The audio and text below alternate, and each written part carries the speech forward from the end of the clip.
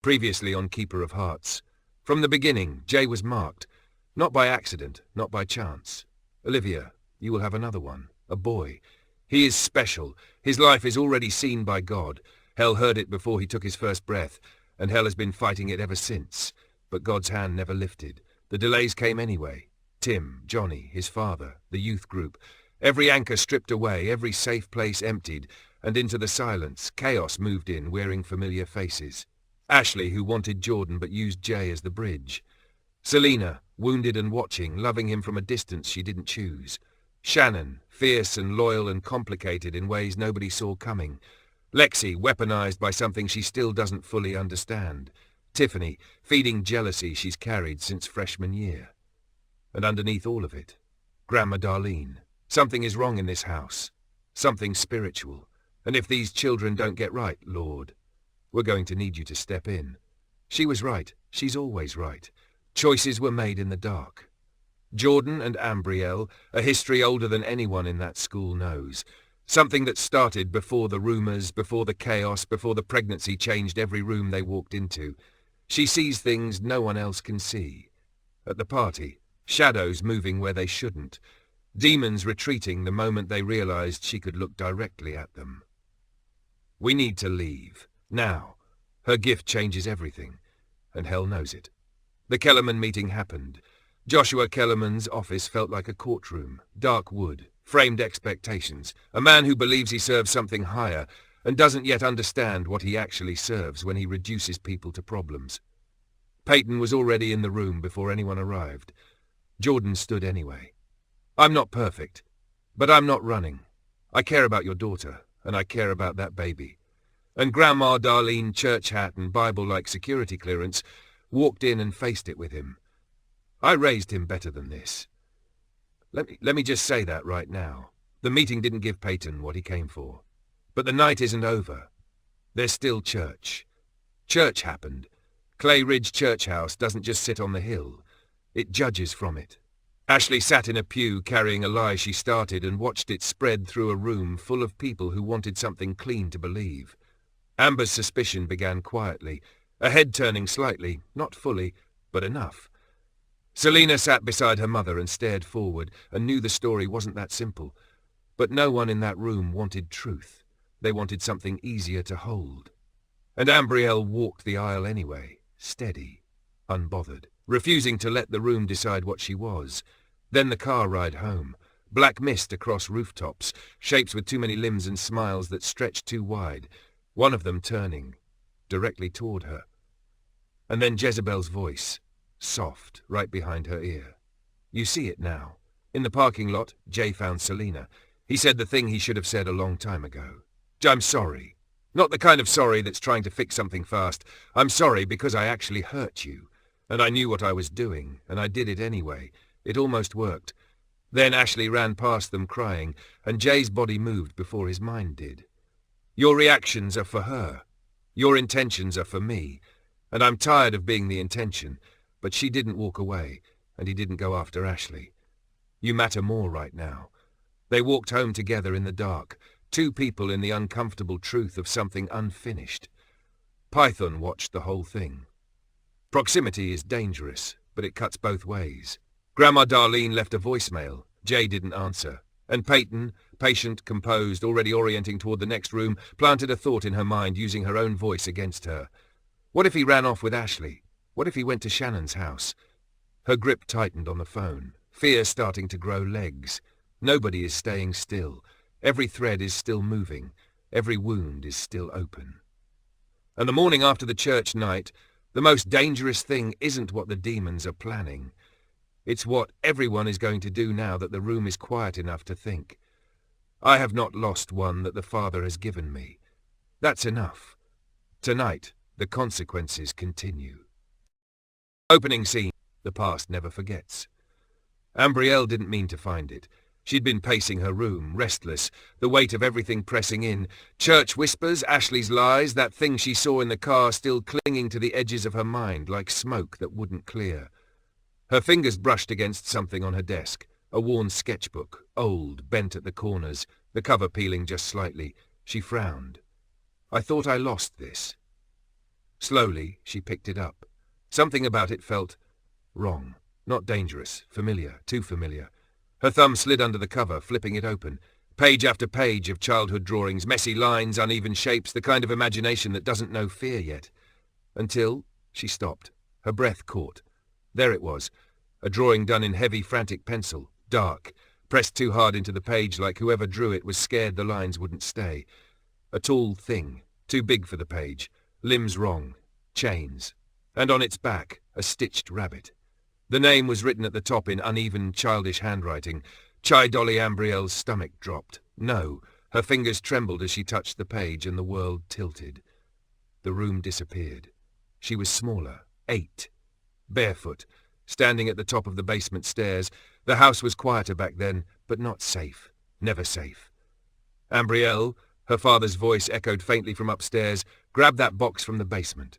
She hesitated. Because even then, she hated the basement. It wasn't just dark, it felt aware. But she swallowed it down, because that's what kids do. They convince themselves they're being dramatic. It's just a basement, she whispered. Her hand reached for the light switch. Clicked it on.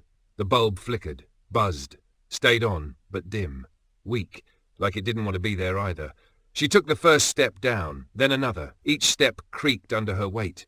Louder than it should have been.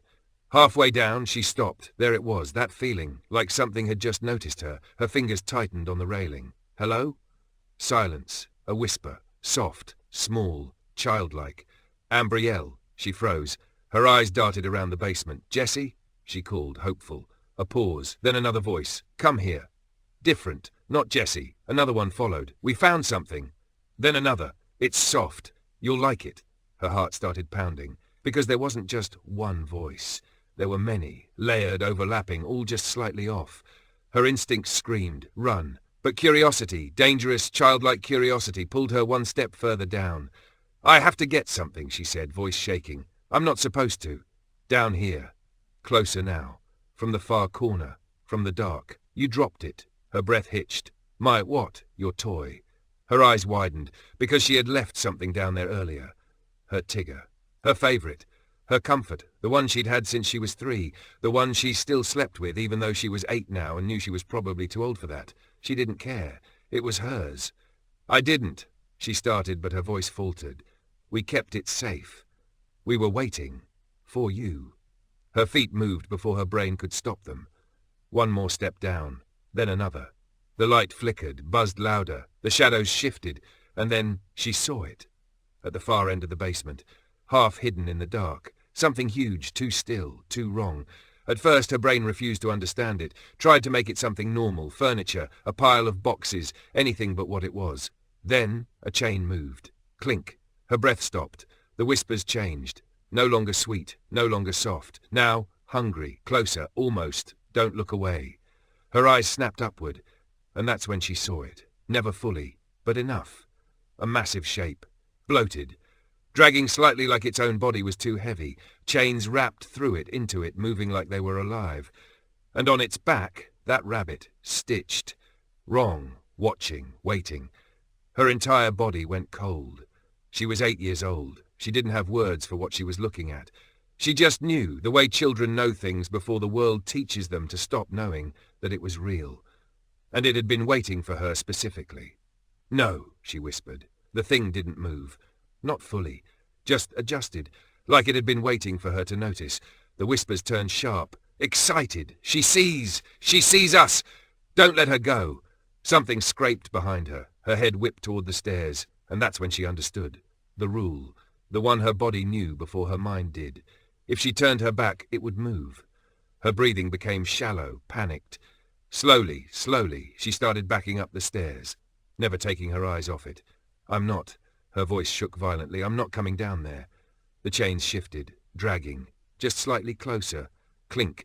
She gasped and moved faster. One step, then another, still facing it, still watching. The whispers rose into chaos. Don't leave. Stay. You belong here. We'll keep you. Tears streamed down her face. 8 years old and sobbing and somehow still not looking away. I'm not yours, she cried. The light flickered wildly. The shadows stretched. For one horrifying second, it leaned forward. Not fast, not sudden, just enough to show it could. She screamed, turned, then stopped herself, because something deep in her, deeper than fear, deeper than 8 years of living, screamed louder. Don't look away. So she climbed backwards, fast, slipping, hands scrambling on the railing, eyes locked on it the entire time. Every instinct begging her to run, but she knew, if she turned, it would take her. The whispers became deafening. Almost. She's almost gone. Grab her. A chain snapped forward, not reaching her, but close enough to make her feel the air shift. She sobbed, kicked the door open behind her, light flooded in, and the moment she crossed the threshold, silence. The basement was just a basement again. Ambryelle jolted back into the present. Her bedroom slammed back into place around her. Her lungs dragged in a sharp, shaking breath. The sketchbook fell from her hands. She stumbled back. No, her eyes darted to the page again. That same drawing, that same name, her handwriting, her memory, her truth. It was real. Her voice barely existed.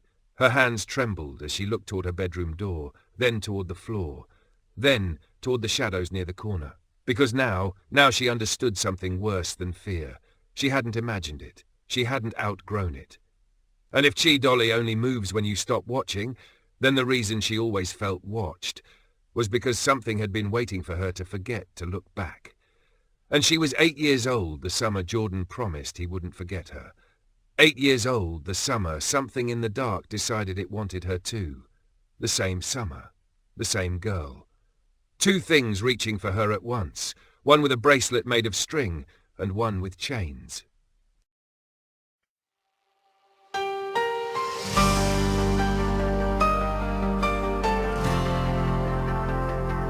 Keeper of hearts. He meets you in the broken places, right there where your shame begins. He sits beside the sinners, never waiting for perfection, never asking you to pretend. The world points fingers, but his hands reach far. Grace isn't earned by the spotless, it's poured on wounded hearts. Jesus, keeper of hearts.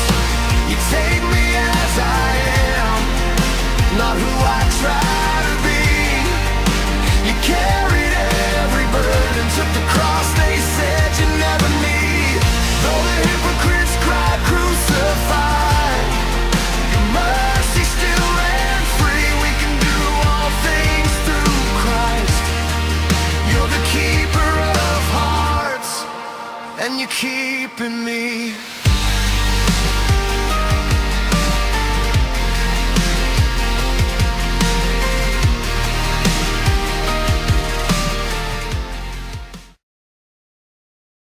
Scene: Ashley's living room, that same night. The TV is the only light in the room. Blue, flickering, the kind of light that makes everything feel slightly removed from reality, like whatever happens here doesn't fully count. Ashley's mom isn't home. Richard knew that before he came over. That's not nothing. The movie plays, but neither of them is really watching it. It became background noise 20 minutes ago. Something to look at when looking at each other felt like too much. Richard sits close. He got there gradually. The way you do when you're telling yourself you're not doing what you're doing. Ashley hasn't moved toward him. But she hasn't moved away either. She's been somewhere else all night. Somewhere in that church pew. Somewhere on Amber's face turning slightly. Somewhere in the whispers spreading through the congregation like something alive. Ashley, Ambryelle, Jordan. Her lie packaged neatly and believed completely. And now, Jezebel, in Ashley's own voice, soft, reasonable, familiar. I have no choice. Ashley blinks. The thought feels like hers. Sits in her chest like hers. There's no turning back now. Everyone already believes it. If I take it back, it gets worse. If I say nothing, it stays contained. The movie plays on. Richard shifts slightly beside her. He's here. He came here. To this house. For me. Not Jordan. Not Jay. Just me. Ashley looks at him. Richard feels it and turns. Their eyes meet in the blue light. You okay? Yeah. She looks back at the screen. I have to do something. I have to make a choice that's actually mine. Everything else has been taken from me or twisted or used against me. This, I can choose this. The thought feels like freedom. It isn't, but it feels like it. He came to your house, he sat beside you. He's been here all night and he hasn't asked for anything. Maybe that means something. Maybe this is the one thing that actually belongs to me tonight. Ashley turns toward Richard. Fully this time. He notices immediately. Quietly, with a confidence that doesn't quite belong to her. Richard? Yeah? She leans in. Kisses him. Not hesitant, not testing. Confident, the way Jezebel needed her to be. Richard goes still for half a second, surprised, then responds. Because he came to this house tonight for a reason. Because something in him has been waiting for this moment longer than he admitted. The movie plays on, the blue light flickers. Jezebel watches from the shadows, satisfied. Not loud, not dramatic, just certain. To herself, she thinks she chose. A beat. That's always been the most beautiful part. Ashley pulls back slightly, looks at him. Something in her expression, not quite right, not fully settled. Ashlaw, he can finish. Don't. Not cold. Just decided. Like she stepped off a ledge and is already pretending she meant to jump. She looks at the screen one more time. The movie still playing, still pretending everything is ordinary. Fade to black. Jezebel stands in the dim room. The satisfaction from moments ago has shifted into something more deliberate. She looks toward Ashley. The lie needed legs, a beat. Now it has them. Scene, Ambryelle's house. The sketchbook lay open on the floor like a wound that had finally spoken. Ambryelle stood over it, breathing uneven, the echo of chains and whispers still clinging to the inside of her ribs. Then, something slipped loose from between the pages. A photograph. It drifted down, soft as a memory, choosing to be seen. She noticed it a second too late. What? She bent down slowly, fingers still a little shaky, and picked it up. And just like that, the fear didn't disappear, but it loosened. Because this was something else, something warmer. 4 kids stood in the picture, sunlit and careless, grass behind them, blue sky stretched wide like the world hadn't closed in yet. Ambryelle, smaller, softer, stood in the middle, Jordan beside her, Jay on the other side, mouth wide open mid-laugh, already moving before the photo was even taken, the way 7-year-olds do when stillness feels like punishment. And Angelica, Jordan and Jay's older sister, perched on the tire swing just behind them, 10 years old and already carrying herself like she knew something the rest of them didn't, hair catching the sunlight like she belonged to the sky more than the ground. But Jordan wasn't looking at the camera, he was looking at her. Even then. Her thumb brushed the bottom of the photo, faded ink, slightly smudged. Summer 99, 7/8/8/10, don't forget me. Jordan, her breath caught in her throat, as her thumb brushed over the words, don't forget me. I didn't, she whispered, and just like that, the memory pulled her under. Flashback, summer 1999. The sun felt warmer there, real, not filtered through walls or memories or fear, just warm. Ambryelle sat on the grass, knees pulled to her chest, twisting a blade of grass between her fingers. 8 years old and already carrying sadness like it was something familiar. I don't want to go, she mumbled for the 3rd time. Jay dropped backward beside her with a dramatic groan, 7 years old and completely unbothered by anything that didn't involve him directly. Then don't. Problem solved. She rolled her eyes. You're not helping. I'm trying, he said, staring up at the sky like he'd already moved on. A shadow fell over them. Jordan, 8 years old and already quiet in the way that meant something mattered too much. Hands shoved in his pockets, standing there like he'd been working up to this for a while. Ambryelle glanced up at him. You've been weird all day.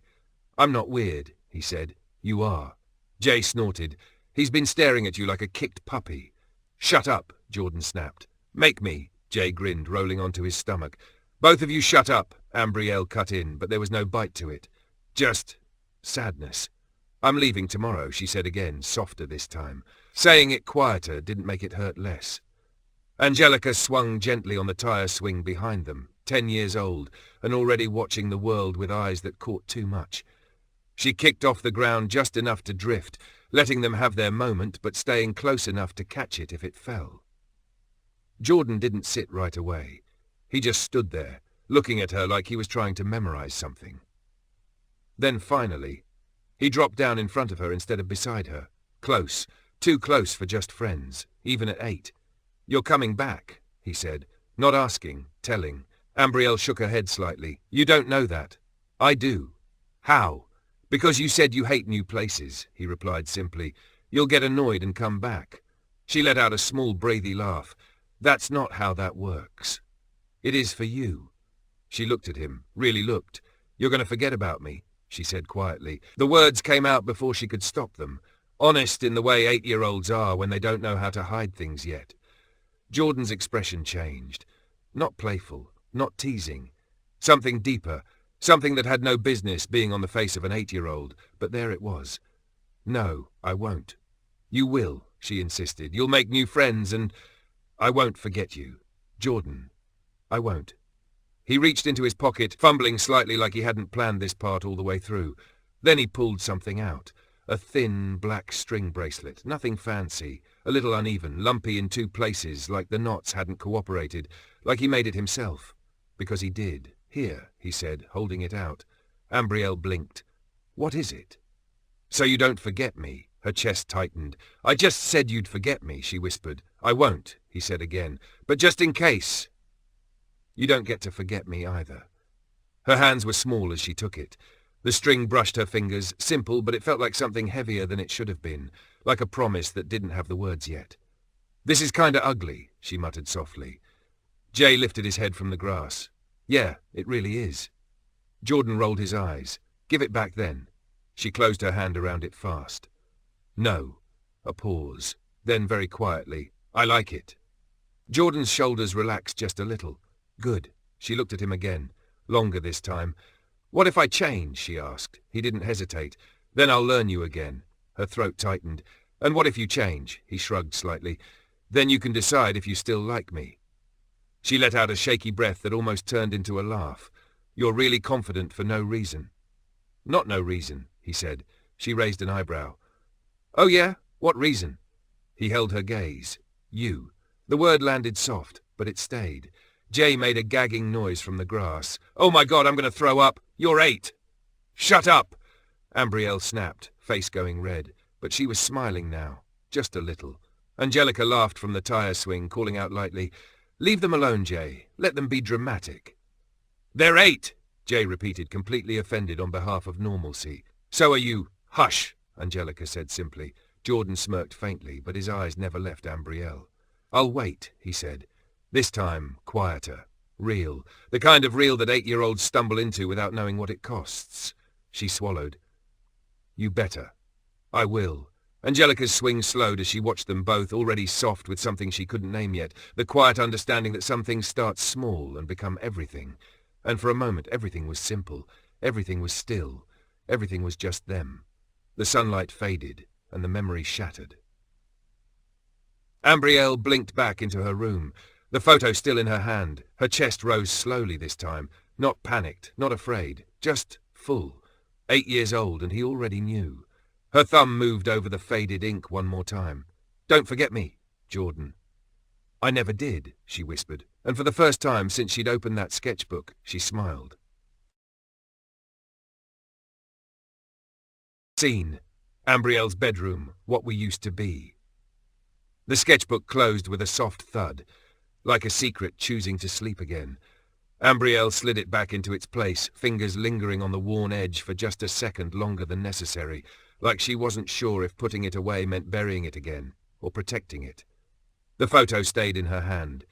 She crossed the room slowly, almost absent-minded, and pinned it to the bulletin board above her desk.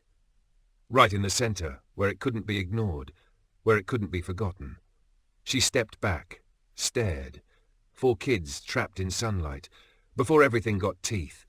Her gaze softened, but her chest tightened. Her hand lifted to her collarbone, slipped beneath her shirt, and pulled the necklace free. The broken bracelet, reborn into something that never left her. The charm caught the light softly. Her thumb turned it over. The engraved date pressed into her skin like it still mattered, like it still owned something in her. "You never really left me," she murmured. Her phone rang. Sharp, jarring, reality clawing its way back in. She glanced down. Jordan. Her breath hitched, but her mind didn't follow, because she was already slipping again. Sunlight, grass, laughter tangled in the air. Angelica's voice floating from the tire swing. "Don't push me too high, Jay." "I'm barely pushing," he laughed. "You're lying." Ambryelle's laugh was softer, quieter, but it was there. Jordan sitting close enough that their shoulders brushed, not moving away, not apologizing, just staying, always staying. "You're going to forget me," she said again in that younger voice. "I won't." "You promise?" "Yeah, I promise." The phone stopped ringing. Silence again, but not empty, not safe. The window creaked open. Jordan slipped inside like a shadow that knew exactly where it belonged. He didn't speak right away, just watched her, saw the way she wasn't fully here, saw the way her fingers still clutched the necklace like it was the only solid thing left. "Ambryelle!" She blinked. Reality snapped back into place in pieces. Her eyes found him. And for a second, she looked like she'd been pulled out of a dream too fast. "You didn't answer," he said, stepping closer. "So I'm guessing you were lost in those memories again." "Yes, that's why I didn't hear it," she admitted quietly. Jordan stepped closer, slow, deliberate, closing the distance like gravity had decided it for him. "Oh, baby, I understand how heavy those memories can be," he said, tilting his head slightly, staring at her, "but you must remember not to dwell on them too long." Her breath wavered. "I don't know how not to sometimes, especially the day that changed everything. When I left here, that was the crack, the real one." Jordan reached for her then, hands steady, grounding, like he was reminding her where the present lived. "Sweetheart, you don't have to dwell on the past," he said, grabbing her wrist gently. "We can't change what happened, but we can definitely focus on the present." Ambryelle stepped into him like it wasn't even a choice. Like her body already knew where she belonged when everything else got loud. His arms wrapped around her, firm, protective, unyielding in a way that didn't cage her. Just held her together. "I'm always here with you, my little amber rose," he murmured against her hair. Ambryelle's fingers curled into his shirt, pulling him closer. Like distance was suddenly unbearable, like breathing required him being right there. Jordan tilted his head slightly, his forehead brushing hers. "Say it," he whispered. "What?" "That you're mine." Her breath caught. "I'm yours, always." A satisfied sound escaped him, low and quiet. "Say it again." "I'm yours always, my love." That was all it took. The space between them disappeared completely. His hand slid to her waist, grounding, steady. Their lips met. Jordan backed Ambryelle into the wall, pinning her wrists gently above her head. The room dimmed, the world blurred, and everything else fell away. Time passed, with heated moments and a kind of love that doesn't break. The room settled back into itself slowly. Ambryelle sat in Jordan's lap, leaning back against his chest, breath softer now, steadier. Jordan leaned back against the headboard. A cigarette rested between his lips, the faint glow of it breaking the dim light. One arm draped over her, resting gently over her stomach. His hand moved slowly. His other hand scrolled down his phone. Ambryelle glanced down at his hand, then up at him with a soft smile. "You always look so relaxed," she whispered. Jordan looked at her, tilted his head slightly, lowered the phone just enough to take a slow drag of the cigarette, blowing the smoke to the side, then placed it back between his lips. "That's because of you, my amber rose," he said quietly. His thumb brushed lightly across her, protective, grounded, present. Ambryelle's face lit up at the nickname. It had been a long time since she heard it. Her hand moved over his, resting there, holding it in place. "Damn, my love, you always know how to make my heart beat out of my chest with the simplest words," she murmured. A faint smirk tugged at the corner of his mouth. "That's my job," he said, "to show you that I love you." And that made Ambryelle bury her face in his chest, wanting nothing more than to stay right there, in this moment, with him. Outside, the night stretched on. Inside, they stayed right there, caught between what they used to be and what they were becoming. Scene: Selena's living room, late night. The house is dim, just the lamp in the corner left on, the kind of light that means someone expected to be home before now and wasn't. Selena's mom is already gone. Early shift. The note on the counter says leftovers in the fridge, like tonight was supposed to be ordinary. It was not ordinary. The front door closes softly behind them. Selena doesn't turn the overhead light on. Doesn't need to. doesn't want to, because light makes things real in a different way, and she's not ready for that yet. Jay stands just inside the door. He should have gone home. He knew that. He knows that now. But the walk kept going, and she didn't say stop, and he didn't say good night, and then they were here, and here they are. The silence in the living room is different from the silence outside. Outside it was open, big enough to breathe in. This silence has walls. Selena sits on the couch, Jay beside her. Neither of them moves for a moment. Then, barely above a whisper, "I can't believe we just..." She stops, looks at her hands. The sentence doesn't need finishing. They both know exactly what goes there. "Are you okay?" "Yeah, I'm fine." Too quick. "Selena." She looks at him. "Are you okay?" The second time is different, slower, asking the real question underneath the first one. She exhales. "I don't know yet." A beat. The lamp hums faintly. Somewhere outside a car passes. Neither of them speaks until it's gone. "What are we?" "I need to ask it." She looks at the lamp, at the note on the counter, at everything her mother doesn't know yet. "Selena, you know I care about you. Right?" Carefully searching his face. "So no regrets?" She doesn't look away. "No regrets. I just don't want to hurt you." Selena is quiet, because she's heard that before, from him specifically. "And sometimes I don't want to hurt you is just I'm already planning to wearing a gentler face. But he's still here, still on this couch at whatever time this is instead of finding a reason to leave. Jay, this meant something to me. Not a question, not a warning. Just the truth, offered plainly. Jay sits with it, really sits with it. "It meant something to me too. Then what are we doing?" "But I'm not going to pretend it didn't happen, and I don't want you to either." Something in her expression shifts. Not resolved, not certain, but settled. Just slightly. Okay, don't push it." The tension breaks just enough for both of them to breathe. Then Jay's phone screen lights up on the cushion between them, face up. They both see it at the same time. Grandma Darlene calling. The name sits there glowing in the dim room like a verdict. It starts again immediately after going to voicemail. Grandma Darlene calling. Again. Reading his face. "She knows you're not home." She absolutely does. He grabs his phone mid-ring, answers before it goes to voicemail again. "Grandma, I'm fine. I'm on my way right now." A beat. Whatever she says on the other end makes him close his eyes briefly. "Yes, ma'am. I know. I'm walking now. Yes, ma'am." He glances at Selena. Something between "I have to go" and "I don't want her living in the same look." "Yes, ma'am. Good night." He hangs up. "How bad?" "Bad." She does smile then, just barely. "Yeah?" She looks at him, really looks, the way she used to before everything got complicated. "Don't make me regret this." Not a threat, not a plea. Just the most honest thing she knows how to say right now. Jay holds her gaze. "I won't." He means it.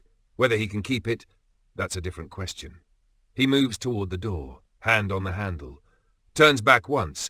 She's still watching him, the lamp still humming, the note still on the counter, everything still pretending tonight was ordinary. "Lock the door behind me." She nods. The door closes. The lock clicks. Selena sits alone in the dim living room, hand pressed flat against the cushion where he was just sitting. Still warm. Python watches from the corner. He didn't need to do anything tonight. Didn't need to whisper. Didn't need to push. Proximity did the work for him. Quiet, almost impressed. They always think the feeling means it's right. He watches Selena sit alone in the lamplight. Now comes the morning. His eyes move toward the door, and everything the morning asks for. Scene. Hell. The throne chamber. The chamber breathes like it's tired of everyone in it. Molten cracks pulse underfoot. Chains sway lazily overhead like they're eavesdropping. Somewhere deep in the stone, something screams, but no one bothers to react anymore. Satan stands at the center of it all, still, waiting. Stephen enters, not the way he usually enters, cocky, self-contained, operating on his own frequency. Tonight he moves carefully, the way something moves when it knows it's been watched and isn't sure what was seen. My lord, Satan doesn't turn. "Stephen, say it before I decide you're the inconvenience." Jay and Selena. A pause. Satan's expression doesn't change, but the air in the room does. They were supposed to stay emotionally distant. You had one directive. In fairness, I had several directives. I just prioritized the wrong thread. I told you specifically. Those two together, even fractured, even complicated, that combination is dangerous. She steadies him. He sees himself differently when she's near him. It wasn't from lack of effort. Python was working the isolation. Peyton had the room. I had her own voice turned against her. The parking lot scene nearly held, silence. They walked home together. And then he pauses. Just long enough. Say it. Say it. They slept together. The chamber goes very still. Satan doesn't move, doesn't speak. For a long moment he simply processes, then slowly turns back toward the molten floor. I leave you unattended for one directive and you invent romance. It wasn't intentional romance. It never is. That's always been the problem. A beat. Then something shifts in his expression. Not rage. Calculation. And underneath that, something almost like dark amusement. So the boy finally crossed that line. With her specifically. Yes. Satan exhales slowly. And now she's tied to him differently. Now it's not just history and feeling, it's a choice she made with her body. A line she can't uncross. And when he inevitably stumbles, the wound will be deeper than anything we could have manufactured. They always do our best work for us when we're patient enough to let them. A pause. To Stephen, you did not do a good job. You don't listen, you don't follow directions, but we can still work with what you gave us, and that is the only reason this conversation is continuing. Understood, is it? Mostly. Satan looks at Jezebel, who has been standing in the shadows, composed, waiting, watching Stephen with an expression that gives away nothing. To Jezebel, almost offhand, at least someone did something tonight. The words land like a backhand dressed as a compliment. Ashley, Richard, the lie growing legs. That was yours. Every bit of it. Good, which means I don't have to find another Jezebel after all. He says it the way someone says something they know will cut. Casual, deliberate. Jezebel's jaw tightens, barely, almost nothing, but it's there. She doesn't respond, because she knows better than to let him see it land. But it landed. The chamber hums, and then the air changes. Not a sound, not footsteps, more like the concept of silence shifting its attention. The shadows along the chamber wall stretch upward like they're being pulled by something they recognize.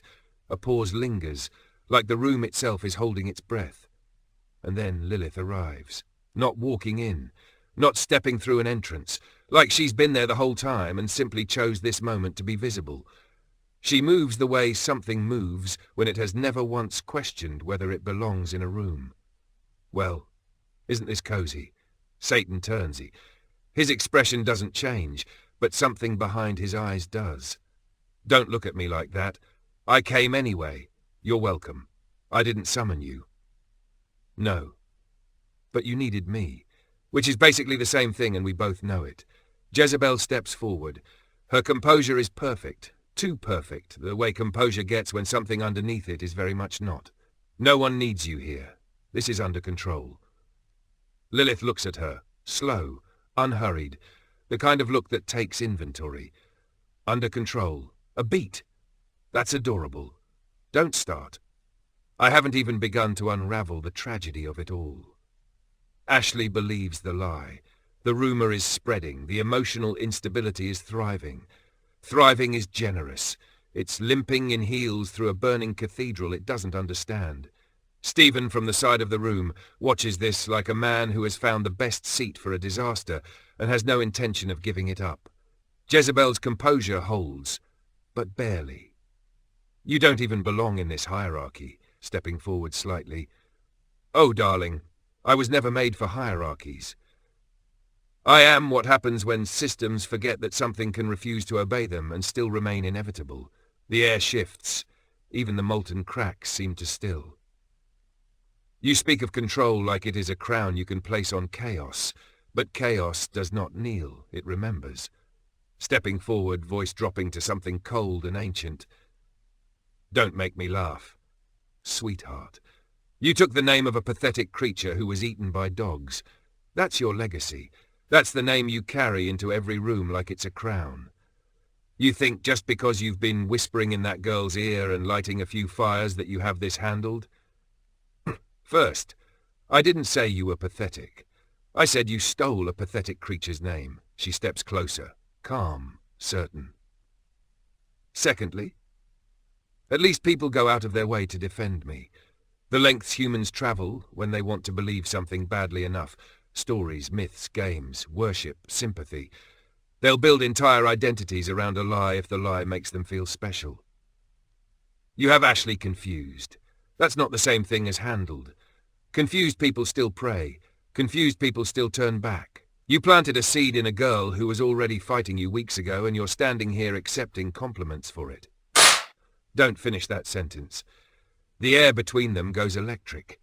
Two forces that predate most of what's in this room, standing 3 feet apart, neither willing to be the one that moves first. Satan watches. He doesn't intervene. He doesn't need to. This tension, this competition, this refusal to yield, this is useful to him. Useful in the way fire is useful, as long as it burns in the right direction. Quietly to himself from the side, I feel like I walked into a family reunion I wasn't invited to. Yes. Next time I assign you a directive, I already know. Don't get creative. Creativity is my brand. It's a bad brand. Stephen nods slowly, like that's fair, and steps back further but doesn't leave. Final to the room. Enough. Everything stills. Even Stephen stops smiling. You're here. Fine. You'll earn your place or you won't. And you don't let her being here make you sloppy. Competition sharpens. Use it. He turns back to the molten cracks. The boy crossed the line tonight. The girl is now compromised in ways she doesn't fully understand yet. Ashley's lie has legs, and Shannon is still isolated. Press every front. I don't want celebration. I want escalation. If they're tangled, we use the tangle. If they're unstable, we apply pressure. I don't care who fixes what. I care that it breaks the way it's supposed to. The chamber settles. Lilith smooths her expression back into something serene. Jezebel stares at her for one long moment, then looks away first, which is not the same as backing down, but Lilith files it away anyway. Spiritual realm, corner of the chamber. Stephen watches the two of them from across the room, calculating. Quietly to himself. This just got more complicated. A beat. Good. He leans slightly toward the shadows and whispers. So, are we doing group therapy or just stabbing each other emotionally? No one answers. He nods like that tracks, and Lilith, without looking at him, almost like a curtain falling on a tragedy she finds beautiful. If we are doing therapy, Stephen. I insist on being the unresolved trauma and the final boss.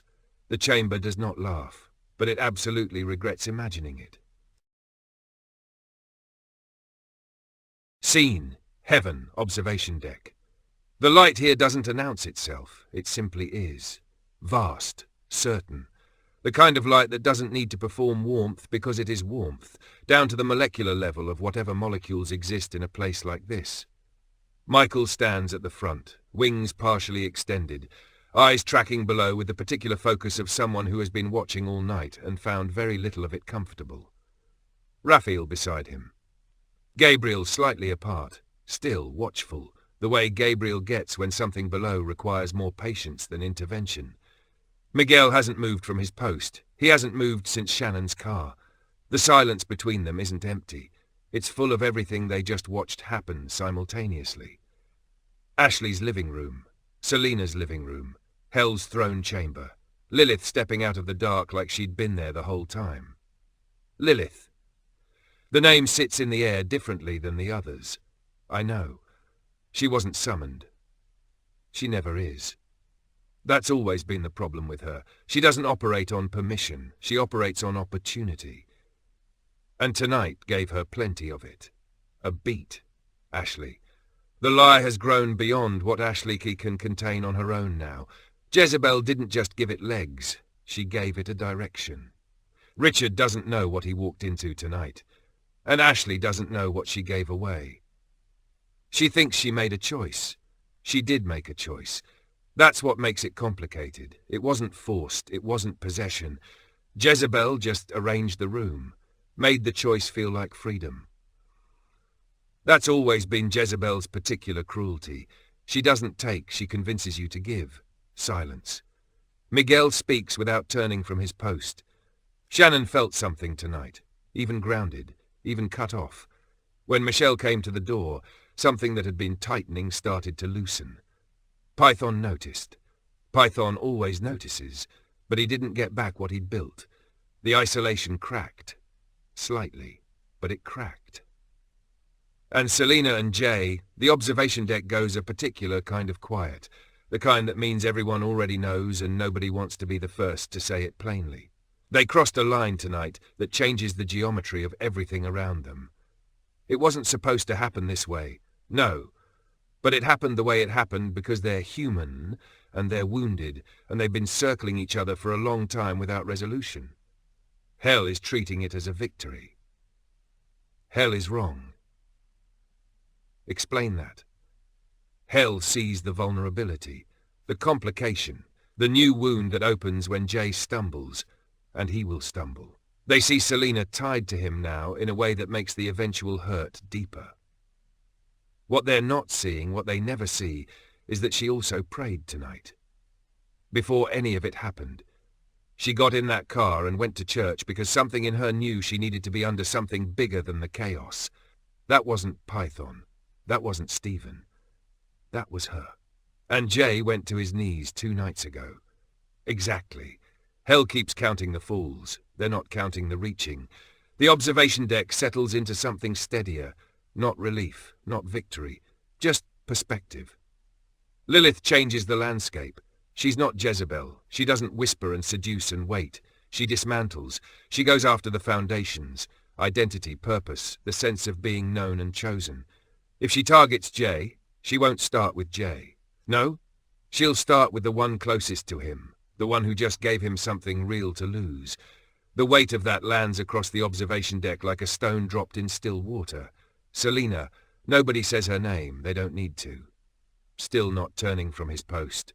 Then we position accordingly. We position accordingly. A beat. Then, that presence again. The one that doesn't announce itself. The light on the observation deck shifts. Not brighter, but deeper. More certain. The way truth feels when it stops being abstract and becomes immediate. The angels turn. Jesus stands at the edge of the observation deck, looking down at everything below, at Ashley's living room going dark, at Ambryelle's bedroom and the photograph pinned to the bulletin board, at Selena sitting alone with her hand pressed to a cushion still warm, at Jay walking home through streets that don't know what just happened, at Grandma Darlene sitting in a lit kitchen with a phone in her lap and something in her spirit she can't name yet. His expression holds everything it always holds. Grief and certainty, love and clarity, the particular ache of watching people you made choose things that cost them. Lilith has been waiting for an opening since this started. Should know. What Lilith doesn't understand, what she has never understood, is that the very thing she plans to use against them is the thing that will eventually break her strategy open. Which thing, Lord? Jesus looks down at all of them, at the broken rooms, at the sleeping teenagers, at the prayers that were whispered tonight without even being recognized as prayers, that they keep reaching for each other. Broken people who keep reaching, even imperfectly, even at the wrong time, even in the wrong way, are not as easy to isolate as Lilith believes. She specializes in making people feel fundamentally alone. But you cannot make someone feel alone who has already decided, even once, even badly, to let someone in. The observation deck is silent. And Ashley? Jesus is quiet for a moment. Ashley made a choice tonight that she will have to live inside of for a while. That's not punishment. That's just how choices work. But the lie is the thing. The lie is what Jezebel is actually after. Not Richard, not the kiss. The lie. Because the lie is the thing that will keep Ashley from being able to receive anything real until she puts it down. And if she doesn't, then we wait, and we watch, and we don't stop loving her while we do. He looks out over everything one more time. Guard Selena tonight. Not from consequences. She chose, and the morning will ask her about it. Guard her from Lilith's first move, which will come before she's fully awake. Miguel straightens. I'll take the post. Jesus nods once. And then, the way he always does, he doesn't leave so much as the room adjusts back to what it was before he was in it. The angels stand in the wake of that. Raphael looks down at the city below, at all those lit and dark windows, at all that sleeping and not sleeping. Quietly, to no one in particular. He never panics. Even now, even with Lilith in the room downstairs and Ashley's lies spreading and Jay walking home to consequences he doesn't know are waiting, he never panics. A beat. I find that either deeply comforting or deeply terrifying, depending on the moment. Tonight? Tonight? Tonight I'm going with comforting. The observation deck settles. Below, the city sleeps and doesn't sleep and reaches and falls and reaches again.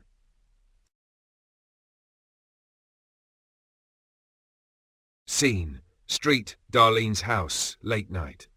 The walk home feels longer than it is. Jay knows every crack in this sidewalk, every streetlight that flickers, every house that leaves a porch light on, and every one that doesn't. He's walked this route 1,000 times. Tonight it feels like a different route entirely. His hands are in his pockets. His phone is silent now. Darlene's last call went to voicemail 20 minutes ago and she stopped after that. Which is worse. Darlene stopping is always worse than Darlene calling. The house comes into view. Every light on the first floor is on. He slows slightly, exhales, pushes through the front gate anyway. The door opens before he can reach for the handle. Darlene stands in the doorway, church clothes still on, hat gone, Bible on the side table behind her like she set it down a while ago and hasn't moved much since. She looks at him, doesn't speak immediately, just looks. The way she looks when she's already done being scared and has moved fully into something quieter and more dangerous than anger. Grandma, come inside. Not loud, not sharp, just final. He comes inside. The door closes behind him. The living room is lit up like she needed every light on to wait in. The television is off. The house is completely quiet except for the hum of the refrigerator in the kitchen and the sound of the clock on the wall that Jay has never once paid attention to before tonight. Darlene sits down in her chair, folds her hands in her lap. Sit down, Jay. He sits. Where were you? I was walking someone home. Who? Not a question. A demand, wearing a question's clothes. Selena. Darlene is quiet for a moment. Her eyes don't leave his face. Selena. Yes, ma'am. You walked Selena home. And it took you this long. A beat. Jay doesn't answer that one, which is its own answer. Darlene exhales slowly through her nose, the kind of exhale that means she is doing the active work of not saying the first 7 things that come to mind. Jay, look at me. He looks at her. I am not going to ask you every question I have tonight, because I don't think you're ready to answer them honestly, and I don't want lies in this house at this hour. Grandma, I'm not finished. He closes his mouth. I raised you to know better. Not to be perfect. Nobody's perfect, and I never asked you to be, but to know better. And whatever happened tonight between you leaving that parking lot and you walking through that door just now, you knew better before it started. The clock ticks. Jay stares at the floor. That girl has been through enough, and so have you. And when 2 people who have been through enough find each other in the dark, it feels like something. I know it feels like something. But feelings at midnight in somebody's house when their mama ain't home. She stops herself. Recalibrates. I'm not angry at you for being human. I'm troubled because I know what happens to human hearts when they move faster than they're ready for. And I know what happens to that girl when she gives something and doesn't get it back the way she gave it. I want you to think about something. Are you ready to be a father? Because that can happen if you're not careful. Jay's jaw tightens, not defensively, the way it tightens when something true hits somewhere soft. You care about her? Yes, ma'am. Then act like it. Starting tomorrow. Starting with how you treat what happened tonight, with respect. Not like something you walk away from when it gets complicated. Silence. Go to bed, Jay, but we're going to set some rules tomorrow. People coming to this house being one of them. Lexi. I'm not finished. And Shannon, you need to really think about your actions before you end up in some deep water. There will be order in this house. He stands, starts toward the hallway. And next time you decide to disappear after church, you answer your phone, or I will have the law looking for you. Yes, ma'am. I was 2 minutes from calling the police. Almost under his breath. I know. He disappears down the hall. Darlene sits alone in the lit living room, her hands still folded, her eyes on the middle distance. Peyton stands in the corner of the room, watching her. He doesn't move toward her. He doesn't need to. The thought is already planted, already growing. Barely a whisper in her own voice. Is he going to be just like his brother? Darlene's expression tightens slightly. She reaches for her Bible without fully knowing why. Opens it without looking at the page, just holds it. Peyton watches. Patient. The seeds don't need watering, they just need time. Scene, Ashley's living room. After. The front door closes. Richard is gone. The TV is still on. Blue light still flickering across the room like nothing happened. Like the room doesn't know. Like rooms never know. Ashley sits on the couch exactly where she was before. Same cushion, same position, but everything is different. She stares at the screen. Doesn't see it. Her hands are in her lap, very still, like she's afraid to move them. Like moving them makes it more real than it already is. The movie plays on. Some actress laughing at something. The laugh feels obscene right now. Ashley reaches for the remote. Turns it off. The room goes dark. Just the street light through the curtain now. Just quiet. She pulls her knees up to her chest, makes herself small on the couch, and sits inside what she just did. Jezebel is gone. The room isn't empty, though. Shame moves in the way it always does after Jezebel leaves, quiet, uninvited, wearing no face at all. Just a weight, just a presence that sits beside you and doesn't speak because it doesn't need to. It just reminds. Ashley's eyes fill. She doesn't let them spill immediately. Holds it. Holds it. Then one tear. And then she can't hold the rest. She presses her face into her knees, shoulders shaking. Not loud crying, the kind that happens when you don't want anyone to hear. The kind that lives entirely inside your own chest and only makes it out in small shuddering breaths. What did I do? Not a question. Just the truth of it, sitting in the dark in her own living room, carrying a lie that has legs now, and a choice that she let someone else's voice make for her, and the particular loneliness of a room that feels like evidence. Shame settles in beside her, doesn't speak, doesn't need to, just stays, the way shame always stays, long after everything else has left. Scene, Selena's bedroom same night. The lamp is off now. Selena is in her room, changed. In bed, covers pulled up. She should be asleep. She is not asleep. She lies on her back, staring at the ceiling with the particular stillness of someone whose body has stopped moving but whose mind has not gotten the message. The house is quiet. Her mom's bedroom door is closed. The night outside is ordinary. Everything inside Selena is not. She turns onto her side, then her back again. Then it starts, quietly, the way it always starts. Not a thought she chose, just a thought that arrived. You gave yourself away. She closes her eyes tighter. You said you were going to wait. You said it mattered to you. You said it since you were 15 years old, and you meant it, and tonight you just... Her throat tightens. For him. You did it for him. And he doesn't even know what he has. He never has. Her eyes open. The ceiling again. Stephen stands at the foot of the bed, speaking in her own voice, perfectly calibrated. Every word in her cadence, her rhythm, her particular way of talking to herself. You knew better. You've always known better. And you did it anyway because he looked at you like you mattered, and you needed that so badly that you... Selena sits up, presses the heels of her hands against her eyes. Stop. But the thoughts don't stop. What if he doesn't stay? What if tomorrow he looks at you different? What if you gave him the most real thing you had and he uses it the way he uses everything? carefully for a while and then carelessly when something else gets loud. Her breath stutters. Lilith steps into the corner of the room.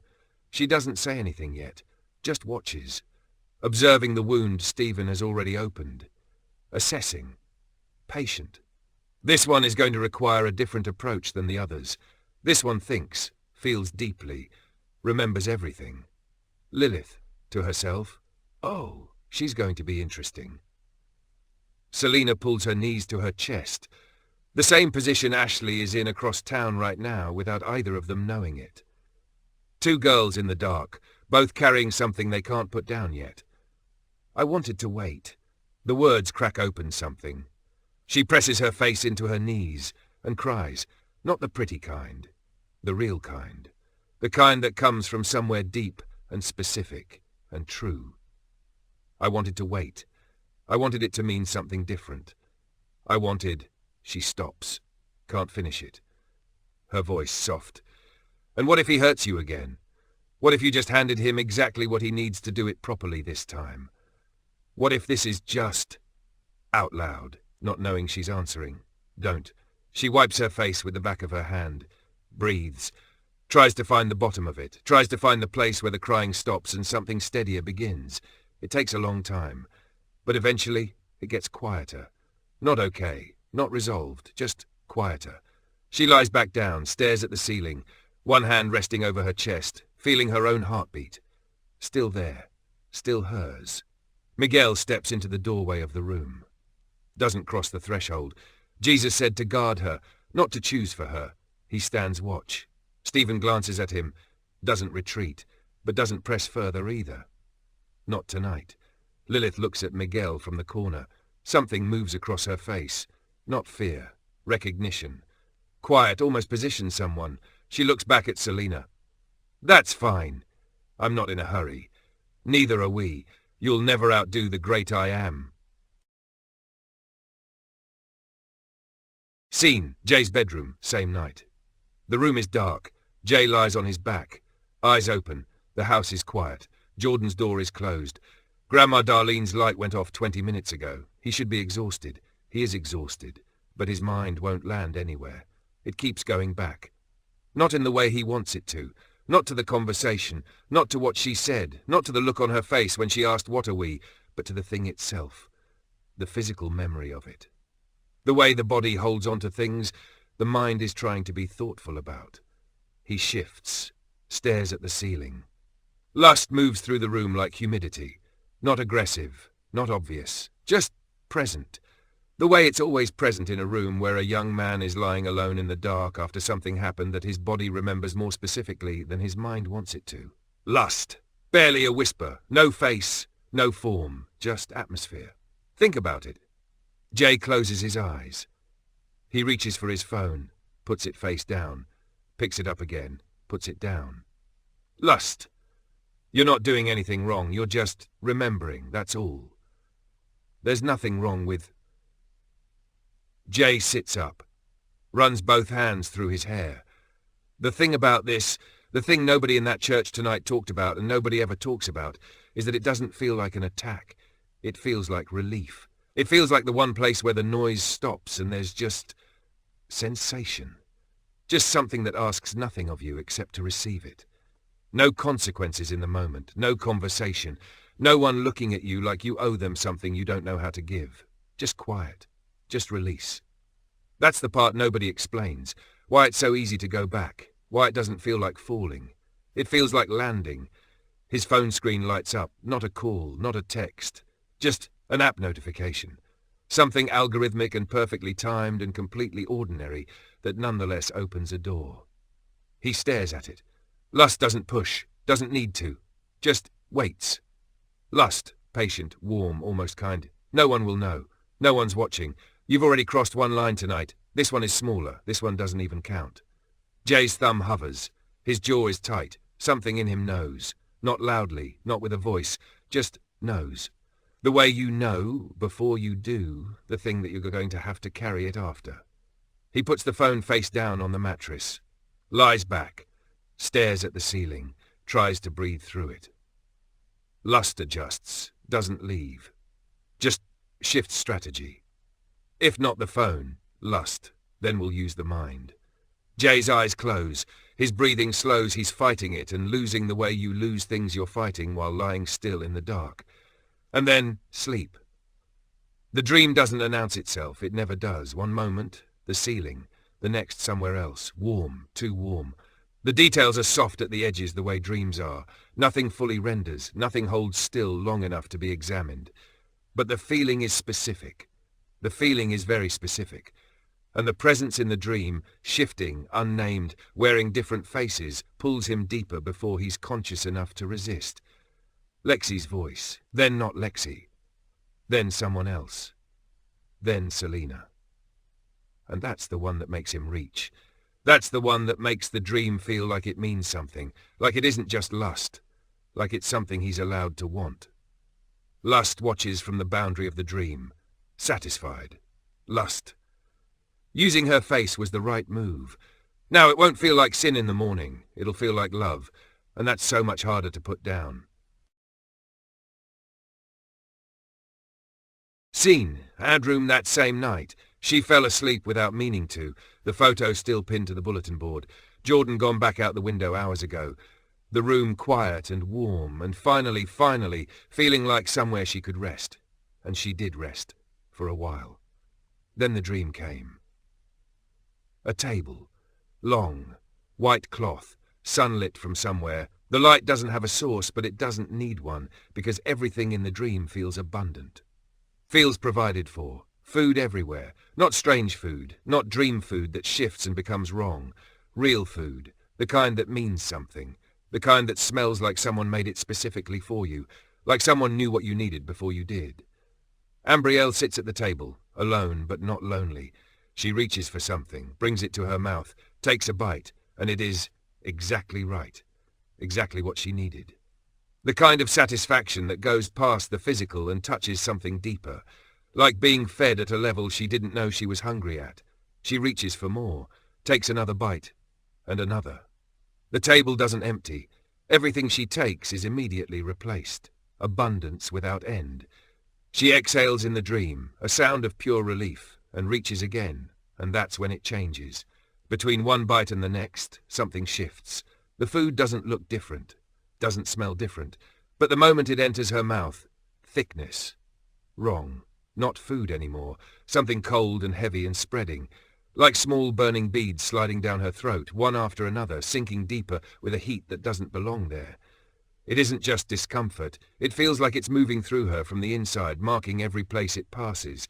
She tries to spit it out. Can't. Tries to swallow. Can't. Tries to speak. Opens her mouth and nothing comes out. No sound, no warning, nothing. Her hands go to her throat. The table is still full. The light is still warm. Everything looks exactly the same as when it was good. But she can't speak. Can't warn, can't call out. Python coils at the boundary of the dream. Slow, satisfied. Jezebel beside him, arms folded, watching. The gift doesn't disappear. She'll still see. She'll still know. But knowing and being able to say it are two different things. Exactly.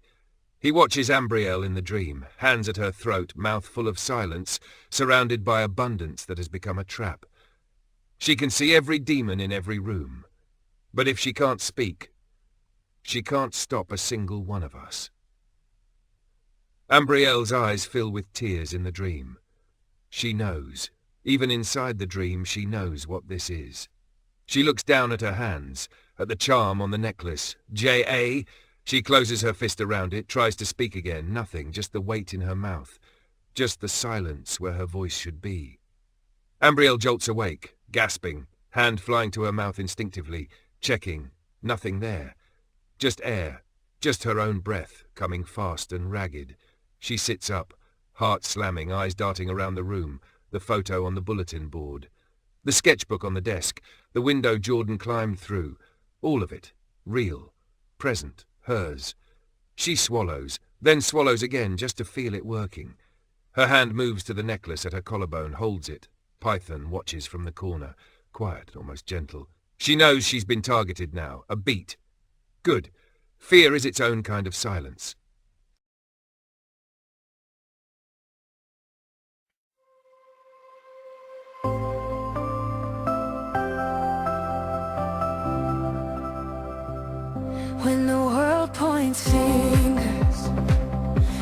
to judge and demand, and your knees grow weak, you feel no place to stand. I lift my eyes upward, your guidance is near. You whisper through heartache, child, I am here. Every cruel word, every wound, every scar, you remind me there's healing beyond where we are. Jesus, protector of hearts, you hold us close when the shadows start, when sinners push and storms roar high. You reach through the darkness, the clouds, the sky, you show hope blooms where the hurting begins. Your mercy runs deeper than all of our sins. So I raise my hands, for your love sets me free. You're the protector of hearts, and your light outshines the night I see. You don't judge by failing or masks we wear. You see through the surface, you know our prayer. When the world grows loud and our mind falls apart, your peace wraps around me, a shield for my heart. You hear the prayers that I cannot voice. You carry the helpless, defend the choice. Jesus, protector of hearts, you hold us close when the shadows start, when sinners push and storms roar high. You reach through the darkness, the clouds, the sky, show hope blooms where the hurting begins. Your mercy runs deeper than all of our sins. So I raise my hands, for your love sets me free. You're the protector of hearts, and your light outshines the night I see. When hypocrites dance, claiming right over wrong,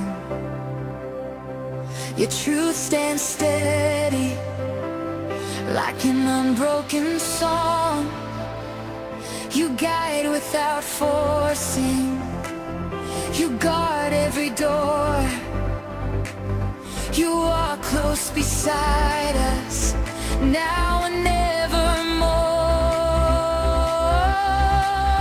When demons draw near with their venom and lies, you speak through the shadows, they have no right to your light. Jesus, protector of hearts, your love holds steady when the dark falls apart, through trials and terrors, through fear and through the night. Your presence breaks through like the dawn after night. When the world tries to claim what you've set aside, you remind us we're yours, and in you we abide. For you're more than a shield, more than a spark in the dark.